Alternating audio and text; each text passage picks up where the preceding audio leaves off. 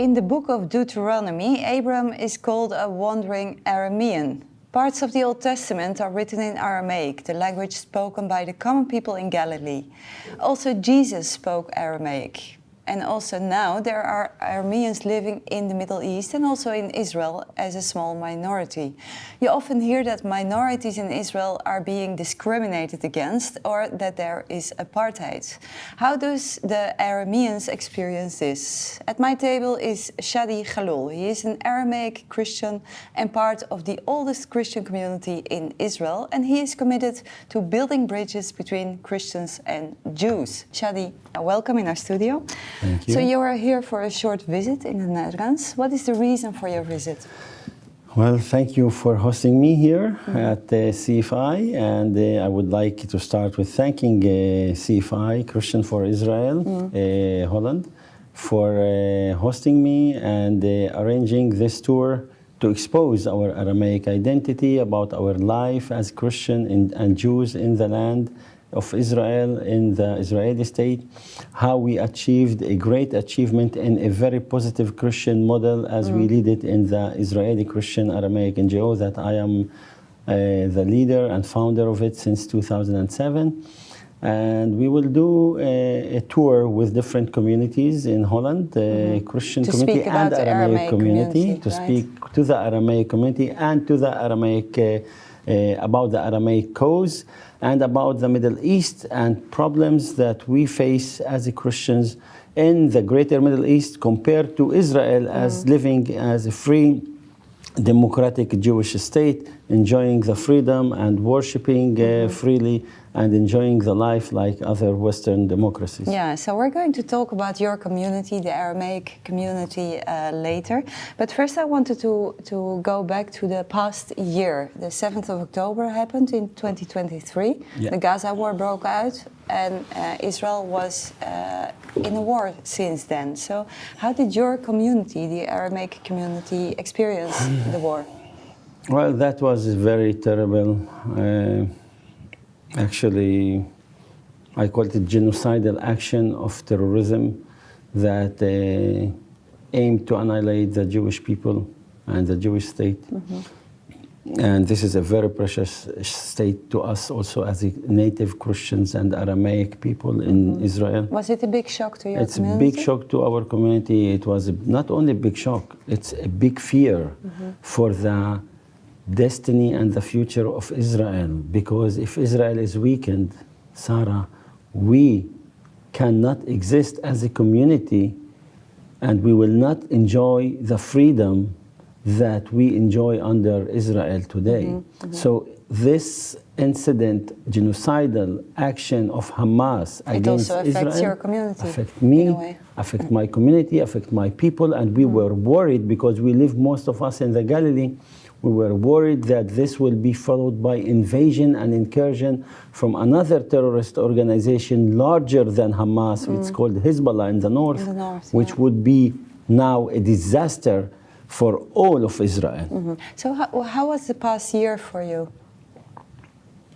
It's very difficult, one of the most difficult years. It actually shocked the basis of trust within the Israeli society on the institutions and on IDF as well, because they were expecting IDF to defend them, and they are used that IDF can finish wars very quickly and do what need to be done in a very quick way. And now we are almost 1 year since October 7th. So, but your life, how did it? So this until now, to remind you, I live 4 kilometers from the Israeli-Lebanese border. After what happened in October 7th in the south, it followed by an attack from Hezbollah on October 8th in the north with missiles and with rockets. And we have almost on daily basis rockets and attacks from the north, and we were fearing from incursion of the elite unit that Radwan, it's called force, that will be infiltrating the borders and do incursion and do the same massacres in the north of Israel. So many evacuated from our region. Many people are evacuated already until today. we were not evacuated because we decided not to evacuate. I want and to we ask you a stayed question risking about ourselves. that, because you say that you live 4 kilometers from the border Yes. with Lebanon, but as we understood is that 5 kilometers from the border everybody is evacuated. Still you say you are still there. How is that possible? We took the risk not to evacuate. We could evacuate. We decided not. We asked the citizens of the town. And we, you mean the whole town? We, the whole town. We, the municipality, and I am also part. I am elected member of the council. of the council, and I have a party in this council of the village, and we had calls to all citizens asking if they want to evacuate or not, and the majority said we don't want to evacuate. But it's dangerous. And it's dangerous, but we took the risk that it's better to stay home and defend our homes. Whatever it takes, we should do it. And because if we lose our homes, then I don't know where we will end up. So we decided to stay and fight. It's hard time. It is economy destroyed, education destroyed. Yeah. Children are not studying, properly. We have also, to remind you, a lot of businesses that depend on services. So nobody come to our town. Most of our Jewish neighbors, are evacuated. So we don't have anyone to serve in this region, and so businesses are bankrupt. We hope that soon we will end this war and have peace, and people will come to normal life. But I doubted that it will happen very fast because of the threat of Hezbollah in Lebanon. We're going to talk about the Aramean community, because in the Netherlands we don't have written in our documents that somebody is a Christian or a Jew or a Muslim, but in Israel, in Israeli documents like a birth certificate, it says that you are an Aramean Christian. Why is that? Yeah, well, first, before Israel inherited what was under Ottoman Empire and British mandate registry forms. And under Ottoman Empire and later on British mandate, every newborn is registered according to the sect or people who is belonged to. So Israel continued so that. Israel continues that registry. So if you are Jewish, you are registered Jew. If you are a Muslim, you are registered as an Arab or Muslim. And if you are a Christian under Ottomans, it was if you are a Christian, you are registered as a Christian Maronite, Christian Catholic, Christian Orthodox, Christian whatever, Protestant, whatever. And Israel, when it was established, it actually registered all Christians, Arabs, not according to what was under Ottoman rule, but according to who is non-Jew and speaking Arabic, so he's an Arab. But you are not an Arab. And we are not Arabs. So our people in the 50s, and our priest at the community said to them, we're not Arabs, don't register us Arabs. But they didn't understand why he's saying that. And they kept this, they neglected this, how you call it, request. And many people were registered since then Arabs, and they are not Arabs. And when did it change? And then it changed in 2014 when I returned from my studies in Las Vegas and opened and founded the Aramaic Christian Israeli NGO. And through a lot of lobbying and knocking doors and following Matthew 7:7, which is knock and the door shall be knock opened. in the doors and it will be opened.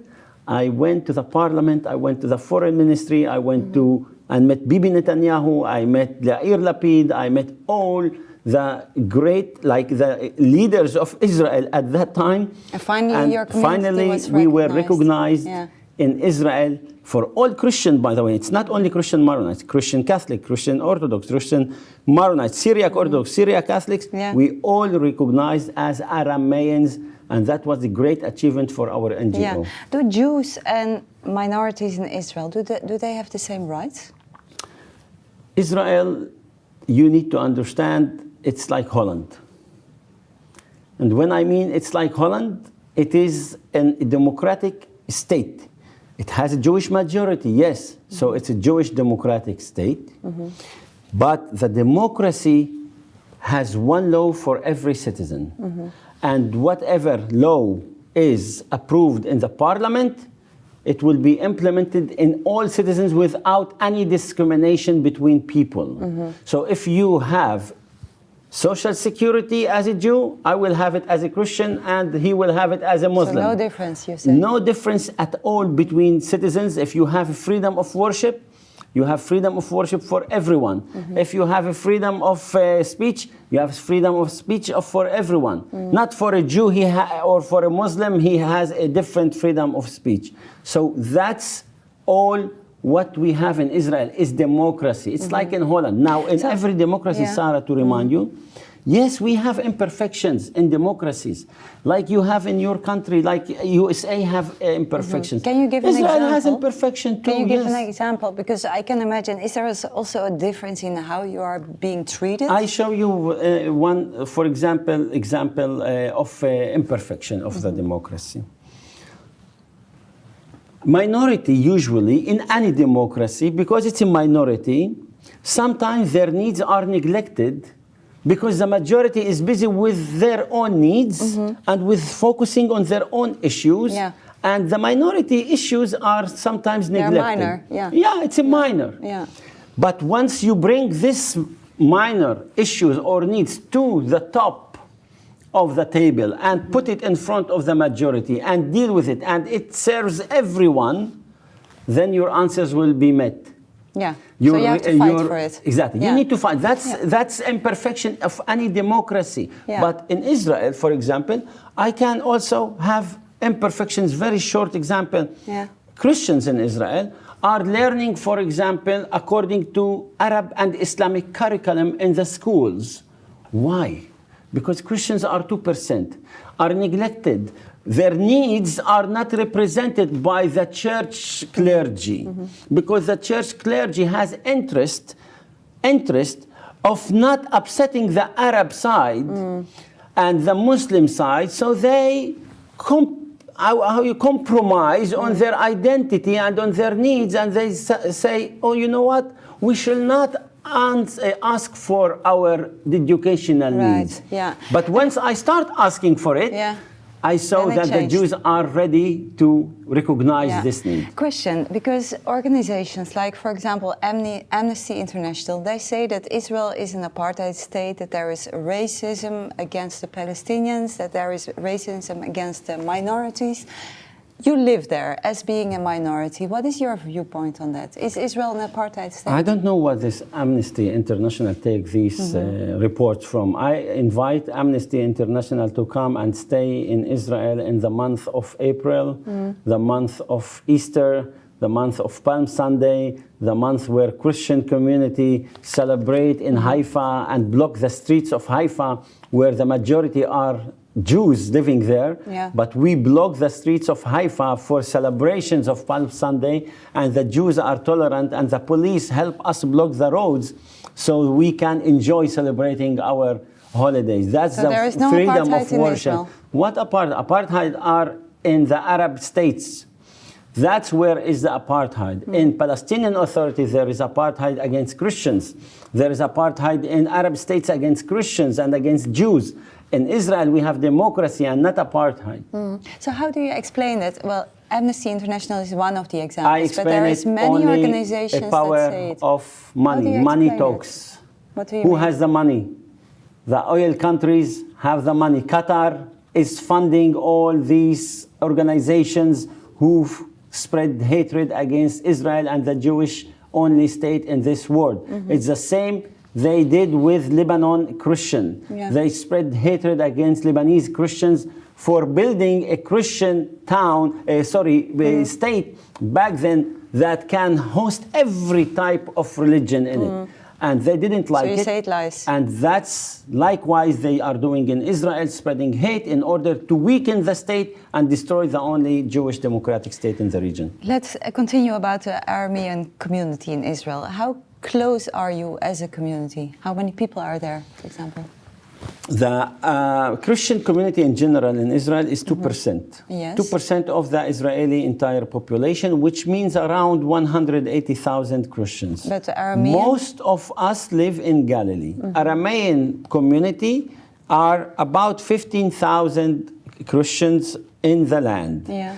And this Aramaic people count Syriac Orthodox, Syriac Catholic, Syriac Maronites, and Syriac Melkites, which means also Greek Orthodox and Greek Catholics, which we call them Syriac Melkites. Are you close as a community? And as a community, I represent, because I was a candidate for the Knesset, I have support from all those communities.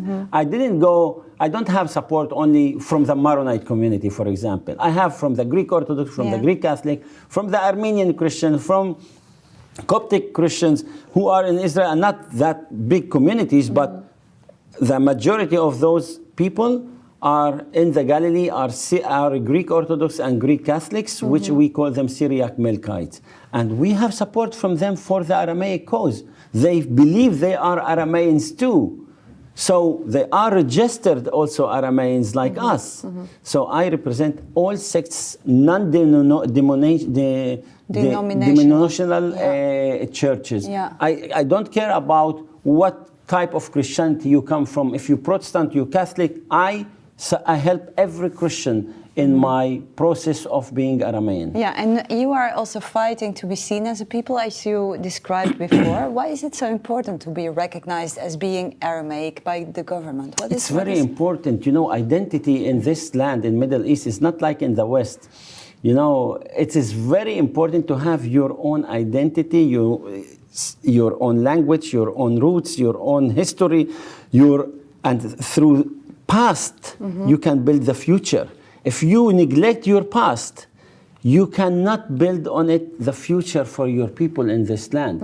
And that's the importance of recognition. Once you have recognized as Aramean in Israel, then you can ask the government of Israel with a greater understanding from their side about the needs for this national identity. Needs of national identity. It's educational needs, it's budget needs, it's church needs, it's whatever aspect or needs that you have for any national identity. You can bring it to the government and they can help you. And they can help you because they understand, okay, these are, like if you were Arab, for example, the Arab has, for example, Islamic needs.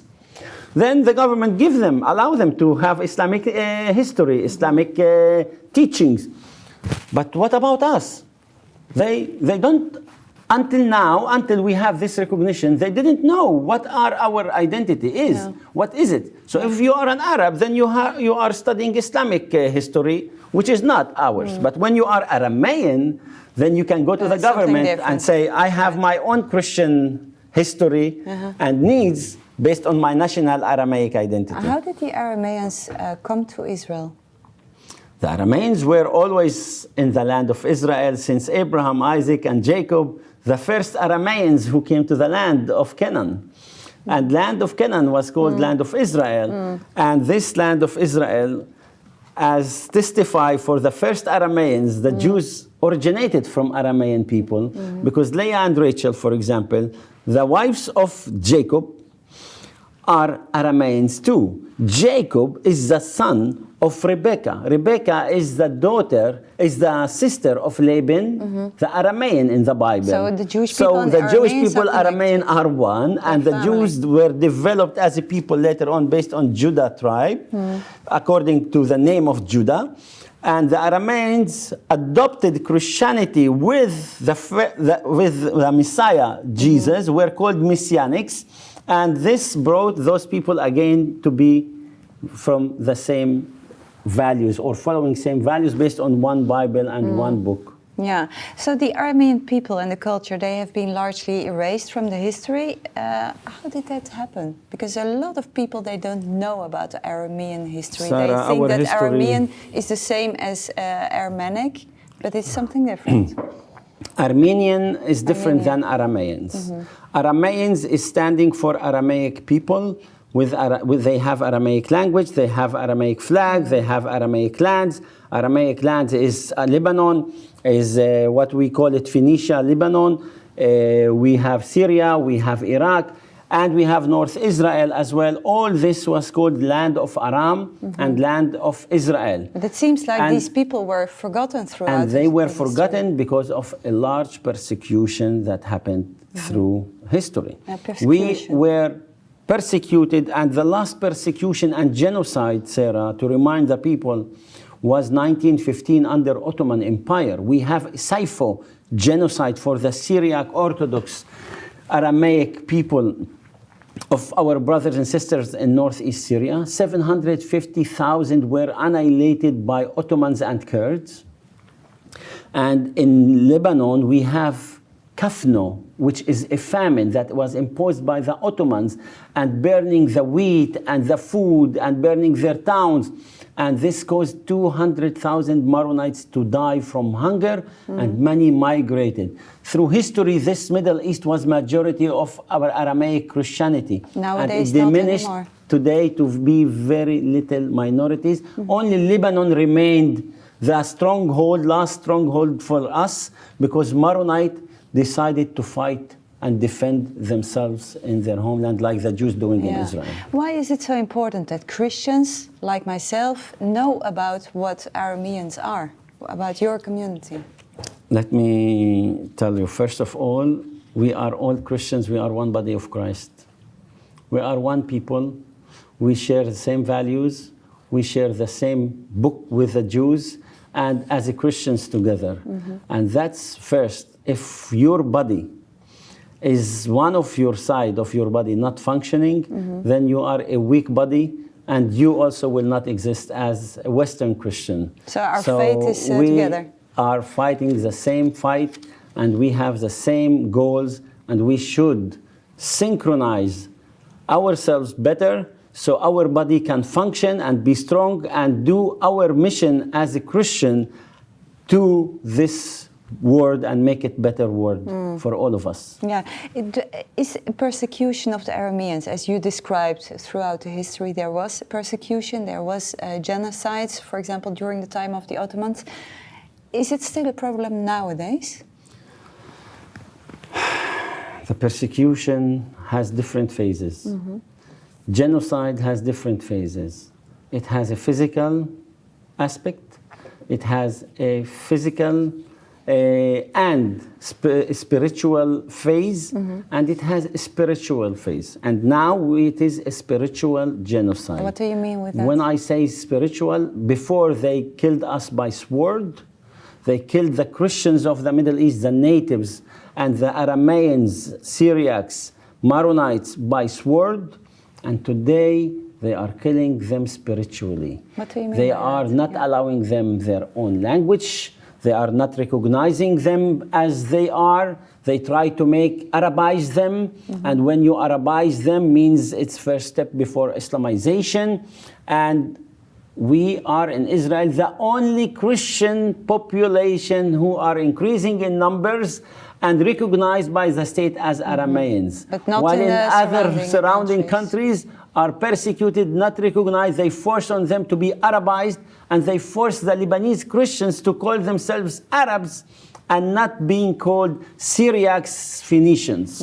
So you say that your community in Israel is relatively safe because there is freedom of speech and democracy, but for the And because we have law of order, because we have strong security forces who defend all people who are attacking or being attacked by some criminals or terrorists. Yeah, in but this my region. question was about the surrounding communities in Lebanon and Syria. They are suffering from the persecution right It now? is. I mean, many of them are migrating today. You know, I count for you how many Maronite Christians of Lebanon living in diaspora. 8 to 10 million Maronites live overseas, while only 1 million left in Lebanon. Do you think people like to leave their own lands and give it to others or let others control it? They have no choice. They had no choice. They will be, you know, what the destiny, genocide. They will have atrocities. They will have exactly what October 7 you saw in the south of Israel. That's what we faced in the past. So many of them left. In Iraq, you before in 2015 when ISIS took over Mosul, in Iraq we have 1.5 million Christians, Arameans. Today, not anymore. We have 200, maybe hardly 200,000 Christians. Yeah. In Syria, 2 million Christians. How many left in Syria today? 500,000 only. Yeah. So that's the persecution that we see in the Middle East toward Christianity and Christians. Now, here in Israel, we were, first of all, 50,000 Christians. And now we are 180,000 Christians, So and we are increasing in numbers. Right. And we're enjoying freedom. Yeah. And I know there are some things that we need to fix, but how we fix it? We fix it, we proved that in our NGO, our Aramaic NGO proved that by Christian engagement model and positive model and loyalty to the state and serving the state and getting your rights in return, that's the model. That's the way to achieve things. To achieve things and to be good citizens of the state, of any state. Yeah. We're almost coming to the end of the interview. You're a Christian. You believe in the Bible just like we do. What verse in the Bible appeals to you most and motivates you to fight for your community? I ask people to read Matthew 7:7. And when I say Matthew 7:7, it is the verse that said, "Ask and you will be given, knock and it will be opened." And I did it myself and I succeeded. This is the model I did in achieving our Aramaic identity in Israel for all Christians. This is the model I did when I opened and launched the first Christian Jewish program for youth in Israel. It's the first unique program. It's already 8 years in the ground, in the Galilee, in the Sea of the Galilee, where Christian youth and Jewish youth learn together, study together, train together, and go serve in the IDF and in civil society toward better coexistence and defense of Israel. Yeah, and you get your That's your wisdom by from the just Bible. this verse. Yeah. And even when things were closed to me and doors were closed, I jumped from windows and went through the holes of the doors because this verse went always in my mind. It was there. Say, knock doors. Okay, you knock door, it was closed. Go knock another door. Never give up. Never give up for something that is good and positive and can be good model for others to follow. We are agents of hope for others to follow too. What can we pray for your Aramaic brothers and sisters in Israel? Let's pray for them, first of all, that we will pass this period of time in a safety manner and security will come back to the land and peace will come back to Jerusalem and to Israel for the Jewish people, for the Christian people, and for all people of the land of Israel, because we need those prayers in this time where the evil is growing around us and around Israel and around Lebanon. And we need to get rid of some evil in this region, hopefully disarming them peacefully from their weapons as terror organizations like Hezbollah and like Hamas. And if not, I think peace can come after sometimes wars. But in order to achieve peace, praying for peace. Let's pray for the peace. Yeah. That's the best thing, Sarah. And pray with you in Aramaic language, the Lord Prayer.